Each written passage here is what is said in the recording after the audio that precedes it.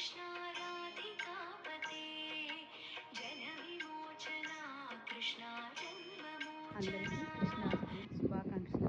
ఈరోజు మా శంఖపుష్పి తీగ ఎన్ని పువ్వులు పూసిందో కృష్ణయ్య కోసమో ఏమో మరి. వర్షపు చినుకులకు మెలమెలా మెరుస్తూ చాలా అసలు ఆ కలర్ కూడా ఎంత బాగుందో, కళ్ళకు చూడటానికి ఎంత ఆహ్లాదంగా ఉందో. చెట్టు నిండా రోజుటి కంటే ఎక్కువ పూసింది, రోజు పూస్తుంది. అవి రోజు కూడా మేము బ్లూ టీగా చేసుకుంటాం. ఈరోజు మాత్రం రోజుటి కంటే ట్రిపుల్ అన్నమాట, 3 రెట్లు ఎక్కువ పూసింది. కన్నయ్య కోసమో ఏమో మరి.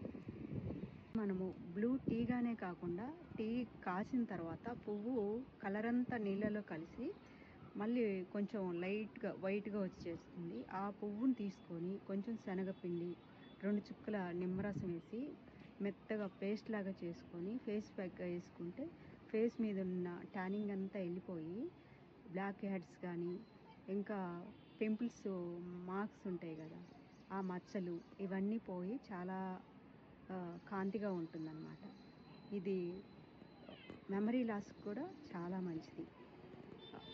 ఈ ఆయుర్వేదిక్ షాప్లో కూడా ఇవి అమ్ముతారనమాట, శంఖపుష్పి లేహం అని.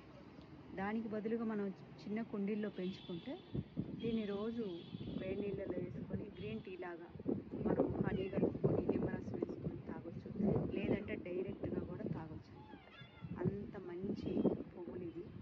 ఇవి దేవుడికి పెట్టడమే కాక ఇది శివుడికి కూడా ఎంతో ఇష్టమైన ఫ్లవరు, అమ్మవారికి కూడా చాలా ఇష్టమైన ఫ్లవర్ అనమాట. ఇది ఇంట్లో ఉంటే మన ఆరోగ్యానికి మంచిది, మన